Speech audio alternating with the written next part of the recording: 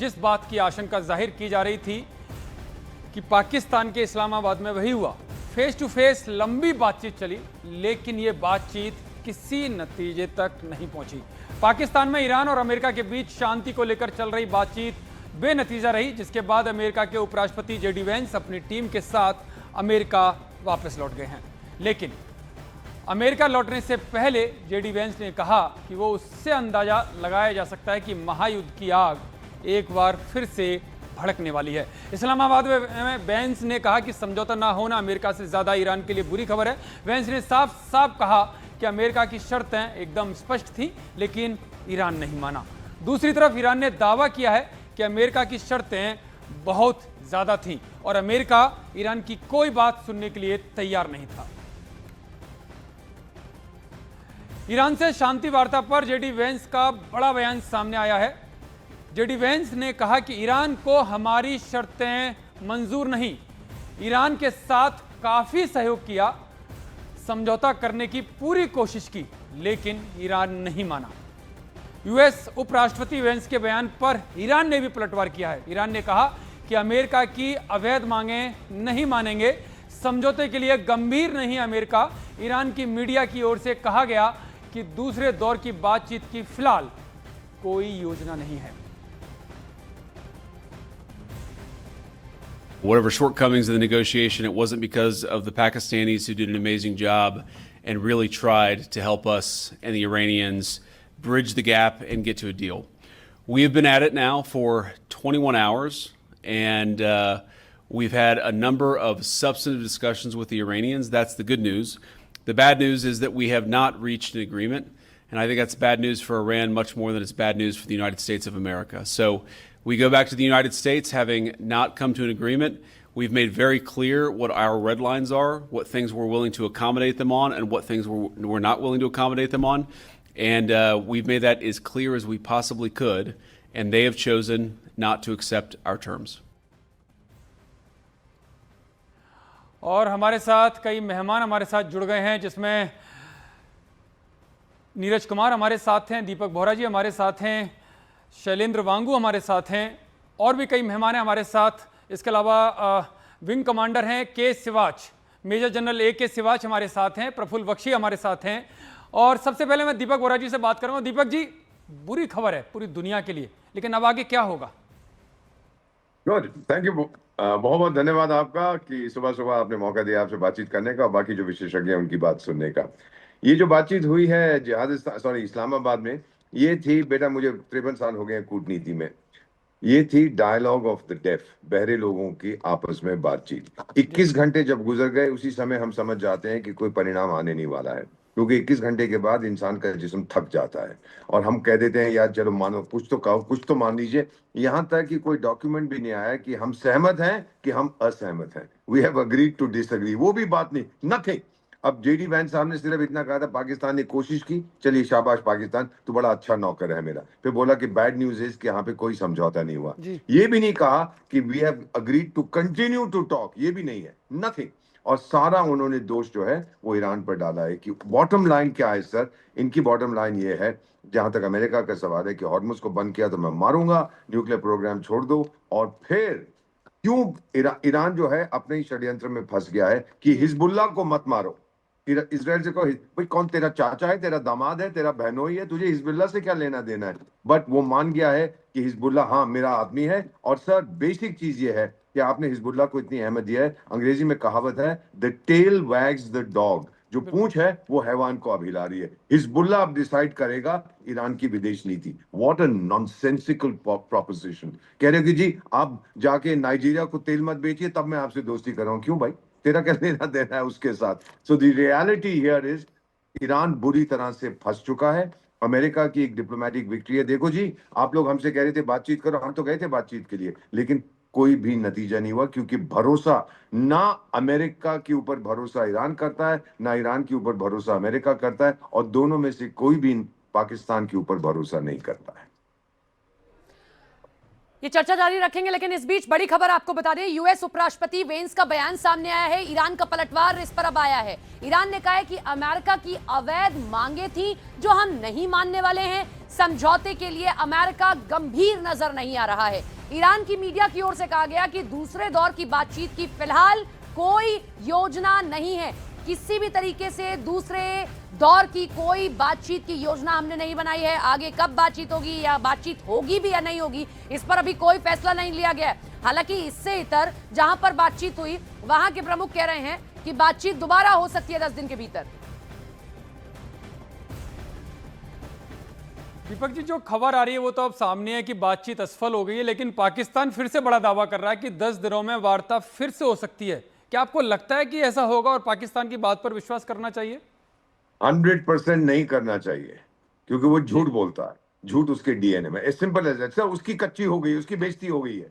बड़े उन्हें पूरी बारात का बंदोबस्त किया था। एक ईरान से बारात आई थी, एक अमेरिका से बारात आई थी। टाइगर, दूल्हा कहाँ है? दूल्हा तो इजराइल है।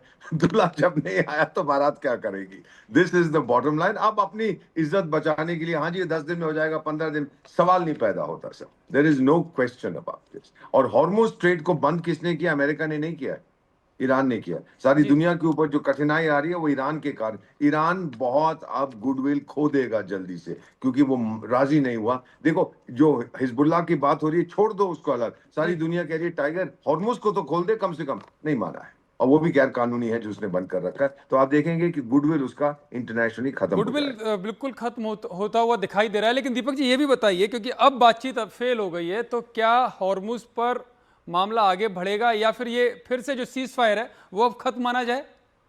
मेरा क्या मानना है रणनीति कि क्या रहेगी? दो अमेरिकन वॉरशिप्स वहां से गुजरी हैं, माइंड स्वीपर्स जिन्हें हम कहते हैं। जनरल साहब को ज्यादा जानकारी है इसके बारे में। तो उनको कोई मायने मिली नहीं है। कहा कि ईरान को खुद नहीं मालूम माइंड हमने कहाँ लगा रखी है। दो तो निकल गई हैं, अब हल्के हल्के मैं देख रहा हूँ और जा रही है। सर, अगर ईरान ने एक कमर्शियल, अगर किसी में इतना जिगरा है कि वो अपनी कमर्शियल चिप को हॉर्मुज से भेज दे और ईरान उसको डुबो देता है, फिर तो कयामत हो जाएगी सर। जी। फिर तो ईरान के लिए कत्ल की रात होगी। ईरान में भी कई आवाजें निकल रही है। मैं कुछ मुल्लों को सुनता हूँ, ओ जी कोई नुकसान नहीं हुआ, हम तो अल्लाह के बच्चे हैं, देखिए कुछ नहीं हुआ। और दूसरी तरफ से कह रहे हैं 200 बिलियन का मेरा नुकसान हुआ। फिर वो $2 पर बैरल या $1 पर बैरल जो मांग रहे जी जी। हैं, जो जहाज वहां से गुजरते हैं, 100 जहाज गुजरे, इसका मतलब ऐसा $100 मिलियन पर डे ईरान मांग रहा है। बहुत पैसे होते हैं, $3 बिलियन पर मंथ। पागल हैं ये लोग? कौन देगा इनको? इनको पैसे की जरूरत है। बाद में जो मर्जी कहें जी हम बहुत अमीर देश है, नहीं चाहिए, तुम्हें बहुत जरूरत है पैसे बिल्कुल की। ठीक। This is the reality. इसीलिए वैंस ने कहा कि ईरान को ज्यादा नुकसान होगा, अमेरिका को इतना नुकसान नहीं होगा। He was absolutely right.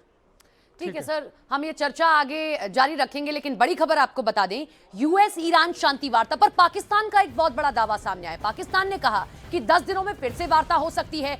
US Iran के बीच वार्ता सकारात्मक रही है। उम्मीद है यूएस ईरान युद्ध विराम का पालन करेंगे। बहुत ही अब इसमें एक विवाद दिखाई दे रहा है, इस अगर आप बयान को सुनेंगे या समझेंगे, क्योंकि ईरान का इससे पहले हमने आपको बयान सुनवाया और दिखाया कि ईरान की ओर से कहा गया कि आगे बातचीत के लिए अभी कोई हमने योजना नहीं बनाई है, लेकिन पाकिस्तान कह रहा है कि 10 दिनों में फिर से वार्ता हो सकती है। यूएस ईरान के बीच वार्ता सकारात्मक रही है। उम्मीद है यूएस ईरान युद्ध विराम का पालन करेंगे। तो किसी भी तरीके से इन सब के बीच में कोऑर्डिनेशन नहीं दिखाई दे रहा है। So America was headed by the US Vice President J.D. Vance, and the delegation of the Islamic Republic of Iran was headed by Speaker of the Iranian Parliament, Bakhar Ghalibaf, arrived yesterday in Pakistan to participate in Islamabad talks. I, along with the Chief of Defense Forces and Army Chief, Field Marshal Syed Asim Munir, helped mediate several rounds of intense and constructive negotiations between the two sides that continued through the last 24 hours and ended this morning. On behalf of Pakistan, I would like to express gratitude to the two sides for appreciating Pakistan's efforts to help achieve the ceasefire and its mediatory role. We hope that the two sides continue with the positive spirit to achieve durable peace and prosperity for the entire region and beyond.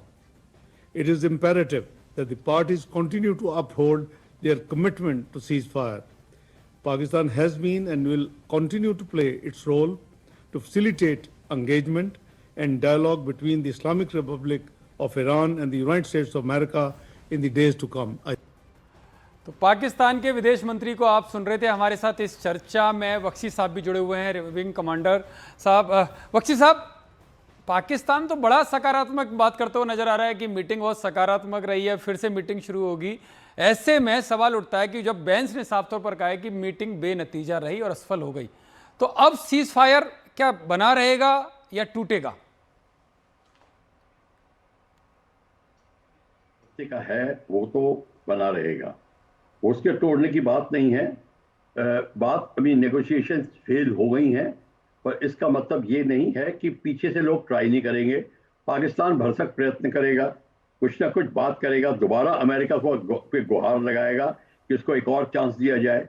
Probably they will review की अपनी अपनी मांगे हैं, इनको review करके दोबारा करी जाए। तो अभी इन्होंने कोई अनाउंस नहीं किया है कि हम मीटिंग करेंगे या नहीं करेंगे, सीज फायर टूटेगी या नहीं टूटेगी, ये नहीं हुआ।